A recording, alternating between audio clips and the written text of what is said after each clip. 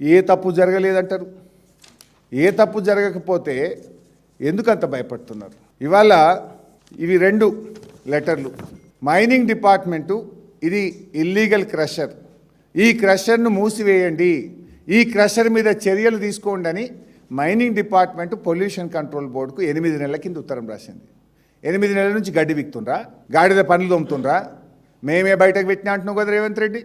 8 నెలల కింద ఈ ఇల్లీగల్ క్రషర్ రాఘవ క్రషర్ మీద చర్య తీసుకోమని మైనింగ్ డిపార్ట్మెంట్ పొల్యూషన్ కంట్రోల్ బోర్డుకు రాస్తే నిద్రపోతుందా పొల్యూషన్ కంట్రోల్ బోర్డు?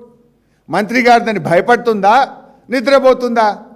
అదే మా పటాన్ చెరువు ఎమ్మెల్యే మైపాల్ రెడ్డి గారి తమ్ముడిని రాత్రికి రాత్రి అరెస్ట్ చేసి 1 రోజులు జైల్లో పెడతారు. మంత్రి గారి క్రషర్ అయితే అటు పోవడానికి భయపడతారా? ఇది కాదా? ఈ డాక్యుమెంట్లు నిజాలు కావా? తర్వాత మేం బయట పెట్టినాం. ఎప్పుడొచ్చింది లెటరు? సీనరేజ్ ఛార్జెస్ కట్టినాము. This is the document. ఇది కూడా ఎప్పుడొచ్చింది? హెచ్ఆర్డీసీఎల్కు పొంగులేటి కంపెనీ పోయి మేము సీనరేజ్ కట్టిన ఒక కాపీ ఇవ్వండి, డాక్యుమెంట్ ఇవ్వండి అని అట్టుకొచ్చిండ్రు. దేనికి సీనరేజు? ఏ క్రషర్ సీనరేజు? ఈ క్రషర్ నుంచి కోత్వాల్ కూడా క్రషర్ నుంచి పోయినట్టు 0 పర్మిట్లు ఉన్నాయా? కోత్వాల్ కూడా నుంచి తీసుకువెళ్తే మైనింగ్ డిపార్ట్మెంట్కు నెల మీరు ఎన్ని మెట్రిక్ టన్నులు తీశారు, ఎన్ని మెట్రిక్ టన్నులు ఎక్కడ సప్లై చేశారో ప్రతి నెల మైనింగ్ డిపార్ట్మెంట్కు రిపోర్ట్ ఇవ్వాలి. ఇచ్చిండ్రా? ఏదీ లేదు. ఇది క్రషరే ఇల్లీగలే.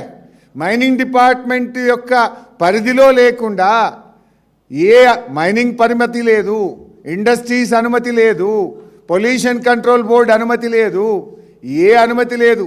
ఆడ కాంగ్రెస్ పార్టీ జెండా పెట్టిండ్రు, రాఘవ కన్స్ట్రక్షన్ అని రాసిండ్రు.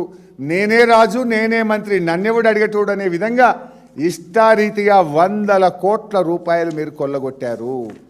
అందుకే మేము స్పష్టంగా చెప్తున్నాం, ఇవాళ నిష్పాక్షికమైన విచారణ జరగాలంటే వెంటనే పొంగులేటి శ్రీనివాసరెడ్డి గారు రాజీనామా చేయాలి. లేదంటే ఆయనను వెంటనే బర్తరఫ్ చేస్తేనే నిష్పాక్షికమైన విచారణ జరగడానికి అవకాశం ఉంటుంది. అదర్వైజ్ సిబిసిఐడి అనేది రేవంత్ రెడ్డి జేబు సంస్థ, అది ప్రభుత్వానికి జేబు సంస్థ. సిబిసిఐడి ఏదో విచారణ మంత్రి మీద జరుపుతుంది, నిజాలు బయటకు తీస్తుంది అనేటువంటిది అంత డొల్ల. చరిత్రలో ఎక్కడ కూడా అటువంటి ఉదంతం లేదు.